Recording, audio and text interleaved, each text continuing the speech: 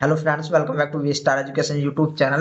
And आज के इस लेक्चर में दोस्तों हम बात करेंगे एटनर डोडोरोव पाथवे के बारे में। नाम बड़ा ही विचित्र है लेकिन पढ़ने में आपको उतना ही मजा आने वाला है। तो चलिए आइए बात करते हैं एटनर डोडोरोव पाथवे के बारे में। इसको मैं शॉर्ट फॉर्म में ईडी पाथवे बोलूंगा, तो घबराने वाली बात नहीं है। मेटाबॉलिज्म का ये लेक्चर नंबर 40 है। इससे पहले मैं आपको 13 लेक्चर करवा चुका हूँ। अगर देखनी हो मेटाबॉलिज्म की सीरीज, बहुत ही धांसू करके मैंने आपको पढ़ा रखी है यूट्यूब पे ही, भाई साहब जा करके देख लेना। आगे बात समझ में, तो चलिए आइए स्टार्ट करते हैं एटनर डोडोरोव पाथवे के बारे में या फिर ईडी पाथवे के बारे में कि ये आपका क्या होता है।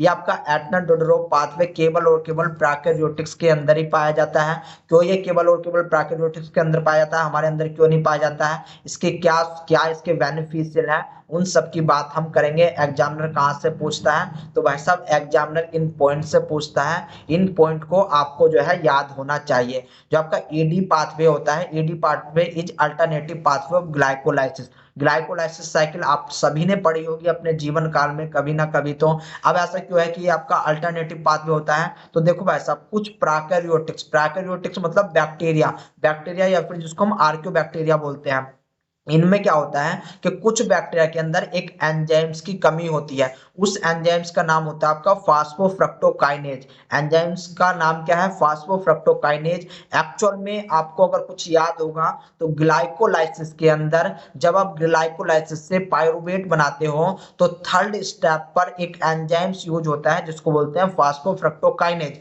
तो कुछ बैक्टीरिया ऐसे होते हैं जिन बैक्टीरिया के अंदर ये फास्फोफ्रक्टोकाइनेज 1 जो है अब्सेंट होता है। फास्फोफ्रक्टोकाइनेज 1 अब्सेंट होता है, तो इसी वजह से कुछ बैक्टीरिया ग्लाइकोलाइसिस साइकिल को परफॉर्म नहीं कर पाते। तब उनको अपने जो है, आप एक बात ये भी समझ सकते हो कि मजबूरी में आपका जो है ईडी, जो आपका ईडी पाथवे है वो चलानी पड़ती है। यानी कि आपका जो है ये अल्टरनेटिव पाथवे होता है ग्लाइकोलाइसिस का। आई बात समझ में? अब कौन से बैक्टीरिया होते हैं तो उनकी भी हम बात करेंगे। ये जो आपका ईडी था, this pathway first reported by Michael Michael Doudoroff and Nathan Entner, ठीक ना, इन 1952। ये आपका दो साइंटिस्टों ने मिलकर दी थी, माइकल एंड नेथन ने 1952 में, जिसके नाम पे ही इस साइकिल का नाम पड़ गया।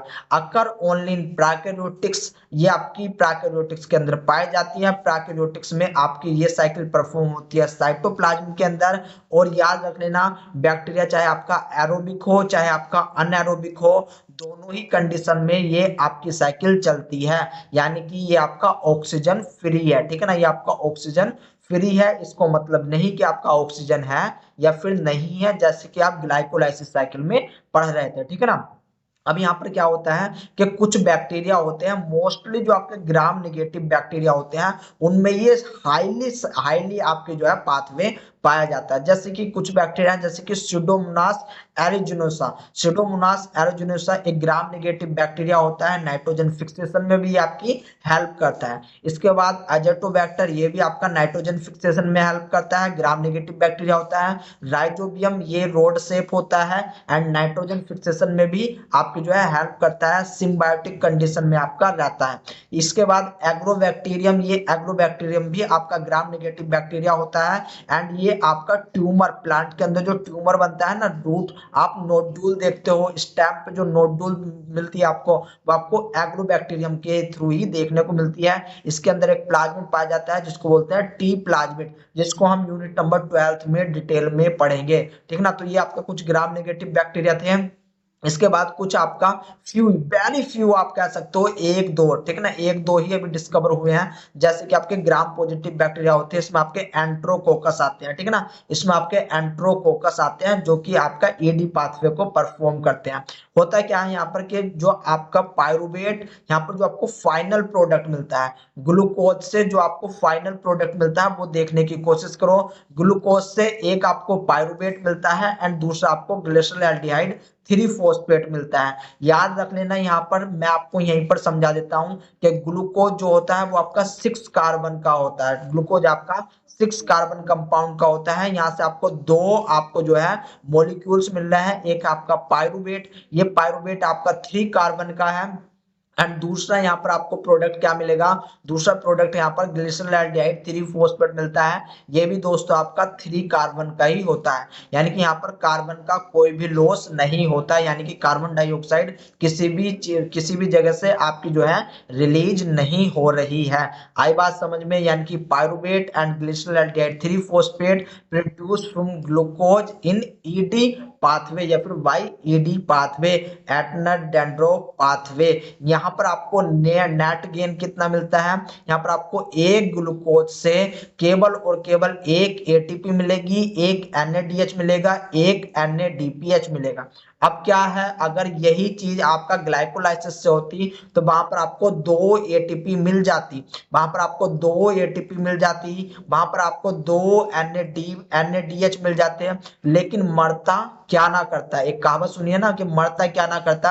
अब बैक्टीरिया इसी में खुश है कि भाई साहब एक ग्लूकोज से अपना वो एक एटीपी बना रहा है, एक एनएडीएच बना रहा है, एंड आपका एक एनएडीपीएच बना रहा है, चूंकि उसको खुश रहना है। तो ये सारी बातें गाइज आपसे पूछी जाती हैं।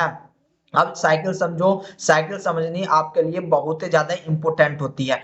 स्टार्टिंग में आपके पास क्या था, ग्लूकोज था, ग्लूकोज से आपका सेम यहाँ पर काम होने वाला है, हेक्सोकाइनेज आएगा। हेक्सोकाइनेज क्या काम करेगा, एटीपी से एडीपी में कन्वर्ट होगा। यहाँ का जो फॉस्फेट है वो ग्लूकोज की 6 पोजीशन पे जाकर के चिपक जाएगा, ग्लूकोज की 6 पोजीशन पे जाकर के चिपक जाएगा, ये बनाएगा ग्लूकोज 6 फॉस्फेट। अब यहाँ पर डिहाइड्रोजनेज होगा, ठीक है ना, डिहाइड्रोजनेज होगा। स्पेसिफिकली जो एंजाइम होगा वो कौन सा होने वाला है, G6PD का आपका जो है एंजाइम्स होने वाला है। यहाँ पर NADP से आपका NADPH में यहाँ पर कन्वर्ट होगा, जहां पर आपको 6 फास्फोग्लूकोनो लैक्टोन मिलेगा, 6 फास्फोग्लूकोनो लैक्टोन मिलने वाला है। अब यहाँ पर हाइड्रोलेज आपका जो है थर्ड स्टेप होने वाला है, हाइड्रोलेज। यहाँ पर आपका वाटर का यूज करके आपका जो है हाइड्रोजन को रिलीज कर दिया जाता है, हाइड्रोजन को रिलीज कर दिया जाता है। आगे बात समझ में।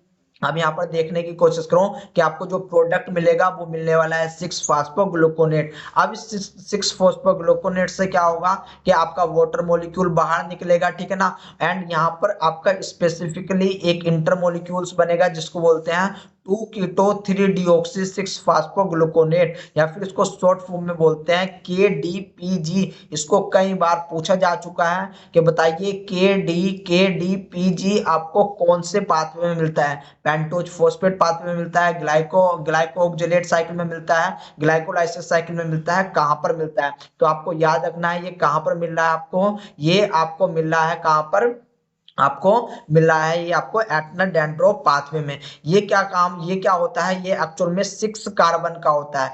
KDPG ये आपका 6 कार्बन का होता है, तो ये आपका कन्वर्ट होता है, यानी कि ब्रेक डाउन होता है पायरुवेट में। एक होगा आपका डायरेक्ट पायरुवेट में आपका कन्वर्ट होगा, एंड दूसरा ये होने वाला है ग्लिसरॉल्डिहाइड 3 फॉस्फेट में, ठीक ना, ग्लिसरॉल्डिहाइड 3 फॉस्फेट में ये कन्वर्ट होने वाला है। आई बात समझ में। यहाँ पर जो एंजाइम्स होता है, यहाँ पर KDPG डी का एंजाइम्स होता है। ये जो आपका ग्लिसरॉल्डिहाइड 3 फॉस्फेट है ये फर्दर कन्वर्ट होगा आपका, जैसा आपने ग्लाइकोलाइसिस साइकिल में देखा था, पायरुवेट में कन्वर्ट हो जाएगा। यहाँ पर आपको पता है एक NADH, जैसा आपको ग्लाइकोलाइसिस में 6 स्टेप पे आपको NADH मिल रहा था, सेम यहाँ पर भी आपको 6 स्टेप में NADH मिलने वाला है। यहाँ पर आपका किसी भी कार्बन डाइऑक्साइड का लूज नहीं होने वाला है, यानी कि कार्बन का लूज नहीं होने वाला है। इसको एक बार और समझो, आपके स्टेप भी लिखे हुए हैं, इन स्टेप की सहायता से आप समझ सकते हो। देखो स्टार्टिंग में आपका ग्लूकोज था, एक एंजाइम आया जिसको बोलते हैं हेक्सोकाइनेज,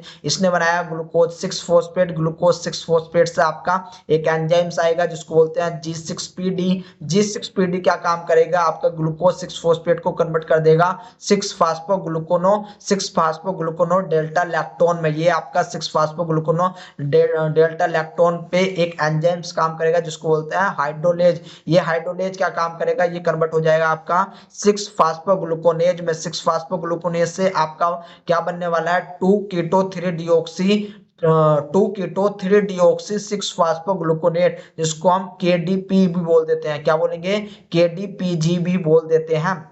एंड ये जो बनता है आपका, ये बनता है 6 फास्फोग्लूकोनेट डिहाइड्रोजिनेज से, ठीक है ना, ये बात याद रख लेना। अब ये 2 कीटो 3 डीऑक्सी 6 फास्फोग्लूकोनेट जो बना है, यहाँ पर एक एल्डोलेज नाम का एंजाइम्स आएगा, या फिर जो इसको आपको जो इसको क्लीवेज करेगा, जो इसको कट करने का काम करेगा, उसको बोलते हैं हम एल्डोलेज। यहाँ पर KDPG एल्डोलेज होगा, जो कि कन्वर्ट हो जाएगा, यानी कि 2 कीटो 3 डीऑक्सी 6 फास्फोग्लूकोनेट, ये आपका कन्वर्ट होने वाला है पायरुवेट में। यहाँ से ये पायरुवेट से आपकी जो है फिर फर्दर ये आपका जो है वो बैक्टीरिया में जो है काम आने वाला है, जो भी बैक्टीरिया इससे काम निकालना चाहे।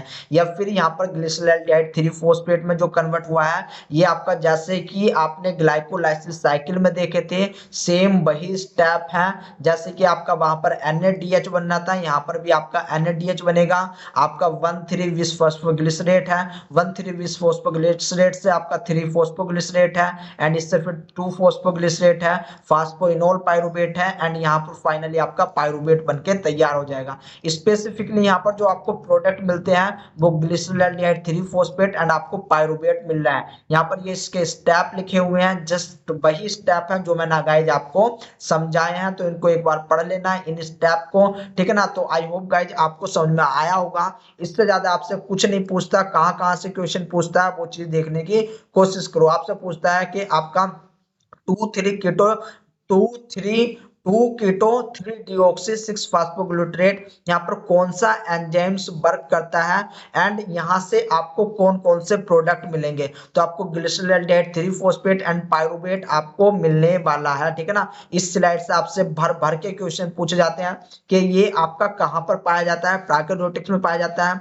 गेट आपको जो आपको नेट रिजल्ट मिलने वाला है, जो भी आपको एनर्जी मॉलिक्यूल्स मिलना है, वे क्या क्या मिलेंगे, 1 ATP 1 NADH 1 NADPH मिलने वाला है। आगे बात समझ में, इससे ज्यादा गाइज आपसे कुछ नहीं पूछता आपसे ED पाथवे के लिए। तो चलिए आपकी समझ में बहुत अच्छे से आया है, मैं ये मान के चलता हूँ। तो मैं मिलता हूँ आपसे किसी दूसरे लेक्चर के लिए, तब तक के लिए दोस्तों टाटा एंड बाय बाय।